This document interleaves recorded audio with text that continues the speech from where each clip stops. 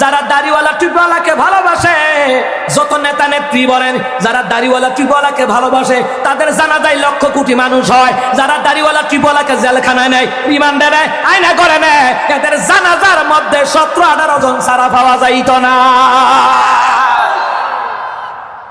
জিয়াউর রহমানের জানাজায় লক্ষ লক্ষ মানুষ হয়েছে। শহীদ ওসমান হাদির জানাজায় লক্ষ লক্ষ মানুষ হয়েছে। এই ডিসেম্বর মাসে 2 জন কিংবদন্তি নেতাকে আমরা হারাইলাম, শহীদ ওসমান হাদি, বেগম খালেদা জিয়া। আল্লাহ ওনাদেরকে শাহাদাতের দরজা নসিব করুন। বিসমিল্লাহকে মর্যাদা দিয়ে শহীদ জিয়াউর রহমান সংসদে ঢুকাইছেন। ওনার ভিতরে ওলামায়ে কেরামের ভালোবাসা ছিল, বেগম নেত্রী খালেদা জিয়ার অন্তরে ভালোবাসা ছিল ওলামায়ে কেরামের প্রতি, ইসলামের প্রতি। হাসিনা যেইভাবে তাকে জায়গায় জায়গায় অপদস্থ করছে, বলছে মদ খাইয়া খালেদা লিভার নষ্ট করে লাইছে, ফুসফুস করে লাইছে, কিন্তু এই খালেদা জিয়া কোনোদিন হাসিনার বিরুদ্ধে একটা টিটকারি করে নাই, মস্কারা করে নাই। কথা কোন ঠিক কিনা? হাসিনার মতো নির্মুখ খারাপ না। আমি রিসার্চ করে দেখলাম, অসংখ্য বাংলাদেশের কোটি কোটি জনগণ, আপামর জনতা, এই দেশের দেশে বিদেশে সকল মানুষ, আমরাও আলেম ওলামারা বলছি। আজকে ডক্টর মিজানুর আজহারী সাহেব গেলেন, আল্লামা মনোজ সাহেব গেলেন, জামাতের আমির গেলেন, শায়েখ আহমদুল্লাহ গেলেন, মারহাবা কইতেন না, চরমনার হুজুর গেলেন, মানে শীর্ষস্থানীয় আলেমরা গেলেন। কেন গেলেন? তিনি আলেমদেরকে নিয়ে জীবনে কোনোদিন কটাক্ষ করে নাই, ইসলামকে নিয়ে তিনি জীবনে কোনোদিন কটাক্ষ করে নাই। এই জন্য দলমত নির্বিশেষে ওনার সম্পর্ক ছিল আলেমদের সাথে, বাতি এবং মানুষের সাথে, যার কারণে 1.5 কোটি মানুষ তার জানাজায় শরীক হয়েছে। আল্লাহু আকবার বলবেন না? এই জন্য আমি বলি, দল করো, আলেমদের পক্ষে থাকলে জেনে রাখবা তোমার শেষ জীবনের বিদায়টা আনন্দের হবে। কথা কয় না? কথা কয় না? শেষ বিদায়ের সময়টা কি হবে? কি হবে? আনন্দের হবে, আনন্দের। মারহাবা বলতেন না? যে সত্য কথা এটা বলতে হয়। আল্লামা মামুনুল সাহেবকে কি বলছে জানেন? বেগম নেত্রী মরহুমা খালেদা জিয়া, তিনি বলেছেন, মামুনুল সাহেব, আমরা ইসলাম প্রতিষ্ঠার রাজনীতি করি না, আপনারা যদি ইসলাম প্রতিষ্ঠার জন্য চেষ্টা করেন আমরা সহযোগিতা করব। আর হাসিনা তো পুলিশ বাহিনী, র্যাব বাহিনী, বিমান বাহিনী, নৌবাহিনী, আনসার, ডিবি দিয়ে আলেমদেরকে পিটাইছে, জেলখানা নিছে, রিমান্ডে গেছে। 2022 সালে ফেব্রুয়ারি 28 তারিখ আমাকে র্যাবের হেড অফিসে ধরে নিয়ে একের পর এক জিজ্ঞাসাবাদ। হ্যাঁ, হক কথা বললে জেলে যাইতে হয়, গালি শুনতে হয়, মামলা খেতে হয়, হামলা খেতে হয়। মনে রাখো, এপারে দুনিয়া, মরার পর ওপারে আল্লাহর জান্নাত। কথা বলেন ঠিক কিনা?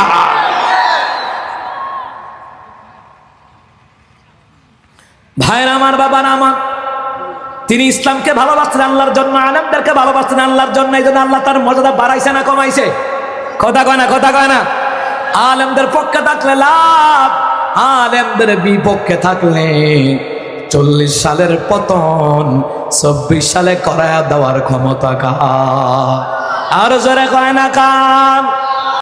চিন্তা করেন, খায় এই দেশের, গোলামি করে ভারতের, খায় এই দেশের, আম করে রাজাকার কয়, রাজাকার কয়ে কয়ে আম করে দমাই রাখে। আর তখন আমরা গবেষণা করে দেখি, এরা আমাগরে রাজাকার কয়, মানে এরা ভারতীয় রাজাকার, আর আমাদেরকে রাজাকার কইরা পাবলিকের মুভমেন্ট আলেমদের দিকে রাখতে চায়। আলেমরা দোষী, আসলে ওরাই দোষী, ওরাই ভারতীয় রাজাকার। এই ভারতীয় রাজাকারদের বিরুদ্ধে কথা বলেছেন বেগম নেত্রী খালেদা জিয়া, শহীদ ওসমান হাদি কথা বলেছেন, ভারতের আধিপত্য এই দেশে বিস্তার হতে দিব না।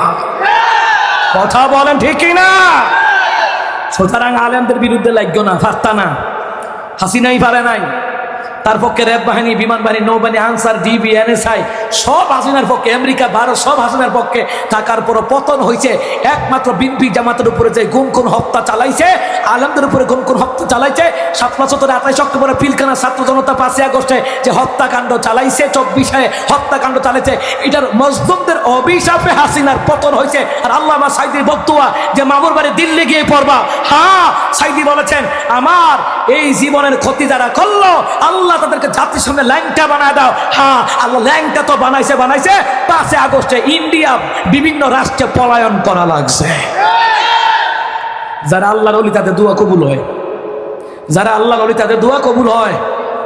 আল্লামা সাইদি সাহেব বলেছিলেন, শোনো, বিনা কারণে কাউর যদি গুলি করে মারো, তোমাকেও কেউ না কেউ গুলি করে মারবে। আল্লাহ শহীদ ওসমান হাদিকে যারা গুলি করে মারছে তাদের মৃত্যু যেন এমন ভাবেই হয়। আমিন কর। বেগম নেত্রী খালেদা জিয়াকে চিকিৎসার নামে অপচিকিৎসা করাইয়া ধীরে ধীরে মৃত্যুর দিকে যারা ঠেলে দিয়েছে, আল্লাহ তাদের পরিণতি এই দেশে দেখায়। আমিও কন আমিন, আরো জোরে কন আমিন। দোয়া করার ব্যক্তির লেগে হইছে দোয়া, যেমন সাধারণ অপরাধীর লেগে দোয়া। আর যারা শীর্ষস্থানীয় পর্যায়ের খুনি স্বৈরাচার এদের জন্য দোয়া না, বদদোয়া। নূহ আলাইহিস সালাম বদদোয়া করেন নাই? না, মুসা সালাম বদদোয়া করেন নাই? হ্যাঁ, আল্লাহ একটা আন্ডা বাচ্চা বাচ্চায় রেখেন না, বদদোয়া করছে। মানে এখন দোয়া করার সময় নাই। দোয়া কাদের জন্য? যারা সাধারণ অপরাধী, এরা যদি মাফ চায় ক্ষমা করা যায়। যারা খুনি এদেরকে ক্ষমা করা যায় না। এই যুবক, আমার লগে কথা ঠিক আছে কিনা? যারা খুনি এদেরকে ক্ষমা করা যায় না। দেশের টাকা বিদেশে পাচার করেছে এদেরকে ক্ষমা করা যায় না, কথা কন ঠিক কিনা? যারা টেন্ডারবাজ চাঁদাবাজ এদেরকে ক্ষমা করা যায় না, কথা কন ঠিক কিনা?